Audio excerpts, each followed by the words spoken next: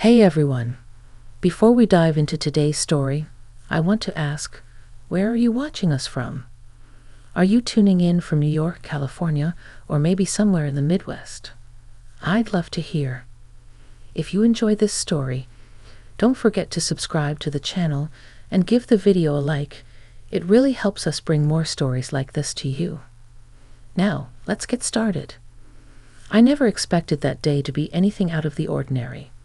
It was a Tuesday morning, the kind where the air feels crisp and the sunlight hits just right across the office parking lot. I was halfway through unlocking my car, juggling my coffee cup and a stack of folders, when I noticed someone standing near the entrance, looking slightly uncertain. At first, I thought it was a new client, but then I recognized him, Mark, my husband's friend. We'd only seen each other at social gatherings before.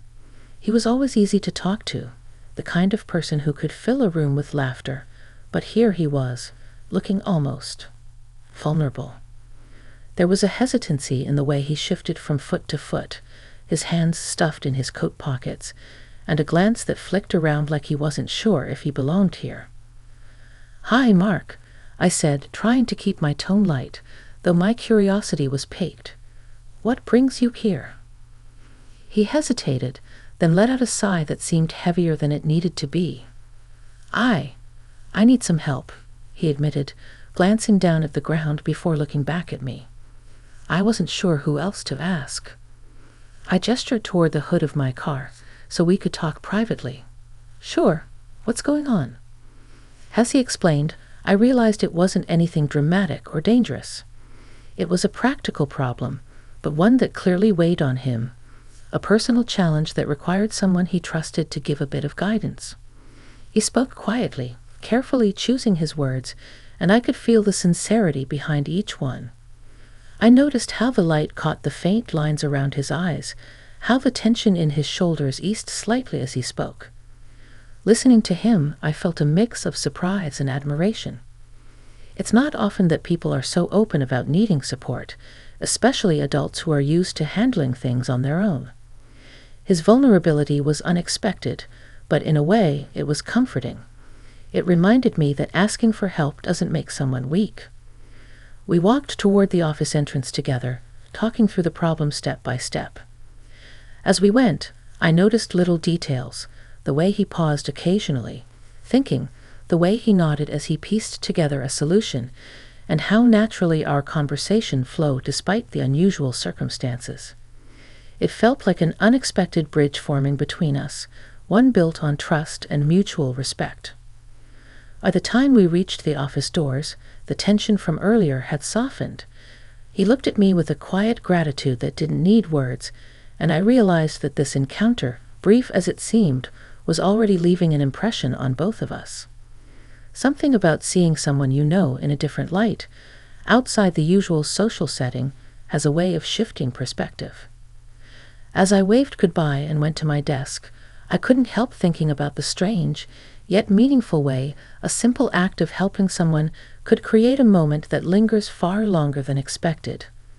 I had walked into the day thinking it would be routine, but Mark's visit reminded me that life has a way of surprising us, often in the smallest, most human ways. The rest of the morning felt different, even though nothing about my routine had changed.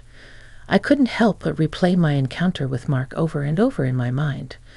There was something quietly compelling about the way he carried himself, the mix of hesitation and determination, the way he had trusted me enough to reach out. It made me more aware of the small details around me, the hum of the office air conditioning, the distant chatter from coworkers, the soft clatter of keyboards. Everything seemed sharper, somehow, when I carried the echo of that moment with me. Later that afternoon, my phone buzzed with a message from Mark.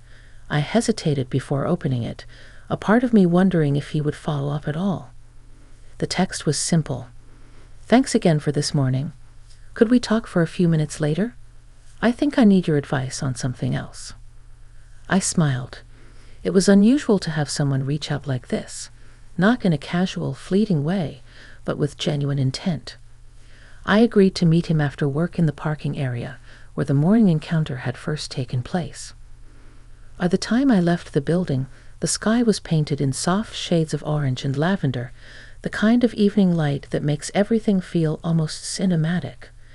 Mark was already there, leaning casually against his car, but there was still that trace of vulnerability in his stance. I waved, and he returned the gesture with a small, shy smile. "Thanks for meeting me again," he said as I approached. There was a pause, the kind of pause that comes before someone decides how much to reveal. "What's on your mind?" I asked, genuinely curious. He looked around, taking in the quiet of the nearly empty parking lot. "I've been thinking a lot about what we discussed earlier," he began, "and it made me realize I've been avoiding dealing with something important. I wasn't sure who to turn to, but talking with you gave me a sense of clarity."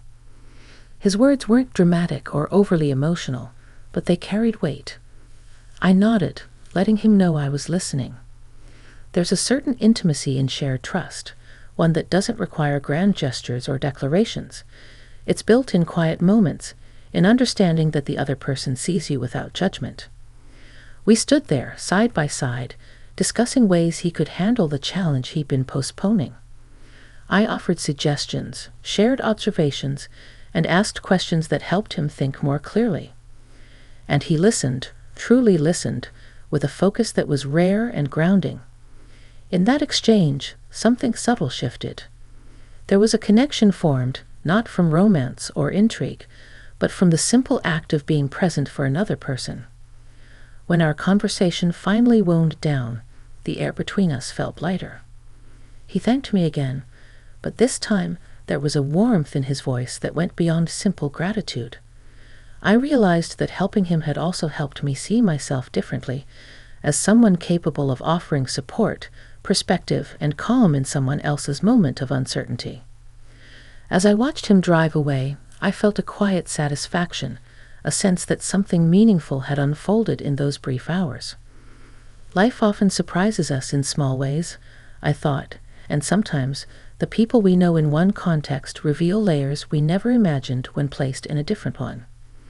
That evening, as I walked back into my apartment, I couldn't shake the feeling that this encounter with Mark was the beginning of something far more nuanced, a journey of understanding, reflection, and the discovery of how deeply human connection can shape us, even in moments that seem ordinary at first glance. The next week passed in a blur of routine, yet the memory of my conversations with Mark lingered in the corners of my mind. Every time my phone buzzed, I wondered if it was him reaching out again. There was no expectation, no pressure, just a quiet curiosity that had taken root inside me. I found myself glancing toward the parking lot more often, noticing small details, the way the light hit the concrete in the late afternoon, the familiar rhythm of cars coming and going, the soft murmur of distant conversations. It was Thursday when he appeared again, this time without prompting. I had just finished a long day of meetings and was locking up my office when I noticed his familiar silhouette by the far end of the parking area. He looked more relaxed than before, but there was still a subtle tension in his posture that suggested he had something on his mind. "Hi, Mark," I said, approaching him. "Back so soon?" He smiled, a little sheepishly. "I was hoping we could continue our discussion from last week. I realized there's more I need to figure out." I nodded, sensing that this wasn't going to be a short exchange. We walked slowly toward the edge of the lot, where a few trees cast long shadows across the asphalt. The evening air was cool but not chilly, carrying the faint scent of rain from the previous night. There was something grounding about the space, a sort of neutral territory where he could be open, and I could listen without distractions.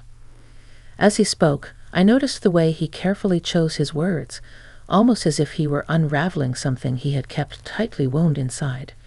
He shared details of decisions he had been wrestling with, challenges he hadn't expected to face, and the weight of responsibilities that had gradually accumulated. I listened, offering insight where I could, asking questions that encouraged him to reflect. It wasn't about fixing anything.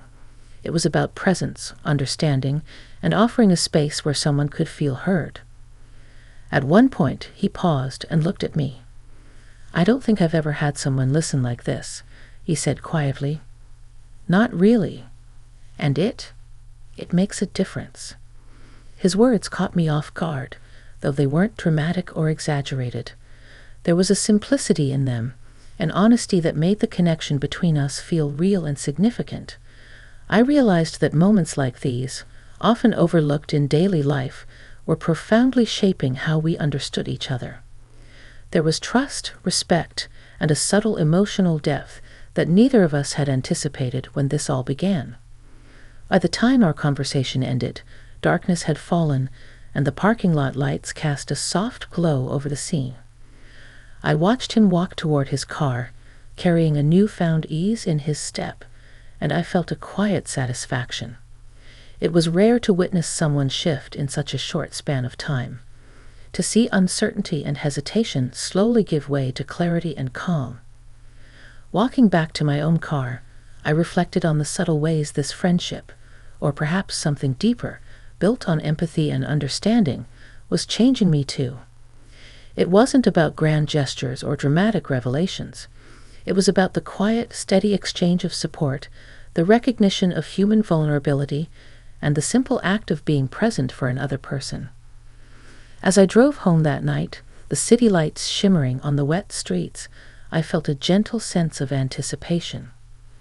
Life had a way of unfolding in unexpected moments, I thought, and sometimes the people we think we know best can surprise us with the depth of connection they bring into our lives. The following week brought a quiet anticipation I hadn't expected. Each morning, I noticed the subtle rhythms of the office and the parking area with new awareness, almost as if I were seeing them through a different lens. My encounters with Mark had left an imprint, a sense of connection that lingered in small gestures, in the way conversations could feel so meaningful, and in the comfort of shared understanding. One afternoon, as I was leaving work, I spotted him again. This time there was no hesitation in his step, no uncertainty in his posture. He greeted me with a warm smile, and I felt an ease in my own response, a sense of familiarity that had grown over the past few encounters. "Hey," he said, his tone light but sincere. "I wanted to thank you for the past few weeks. Your perspective. It's helped more than I can say." I smiled, feeling the quiet weight of his gratitude.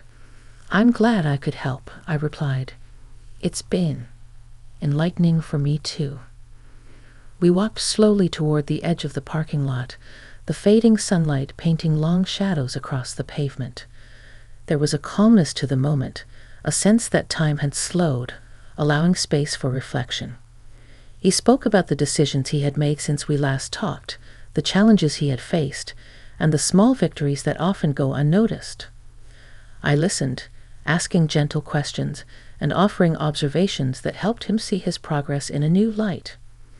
As the conversation flowed, I realized how much this experience had changed my perspective as well. It wasn't just about helping someone else. It was about understanding the value of patience, empathy, and quiet support. It was about discovering the strength in vulnerability and the way trust can create bonds that are both meaningful and sustaining. By the time we said our goodbyes, the parking lot was bathed in the soft glow of evening lights. There was a sense of closure, not in the finality of an ending, but in the satisfaction of knowing that meaningful connection had been established. We didn't need grand words or dramatic gestures. The understanding we shared was enough. As I drove home that night, the city lights reflecting on the wet streets, I felt a gentle gratitude for the unexpected way life had unfolded. Meeting Mark outside of the usual context had been more than a simple act of helping someone. It had been a lesson in trust, empathy, and the quiet power of human connection. I realized that sometimes the most profound experiences come not from planned events, but from moments that catch us off guard and invite us to see the world and ourselves in a different light. I parked in front of my house, taking a moment to breathe in the cool night air. Life, I thought, has a way of surprising us with small, meaningful encounters. And in those moments, if we are willing to be present, to listen, and to care, we can find growth, understanding, and a connection that lingers far longer than the moment itself.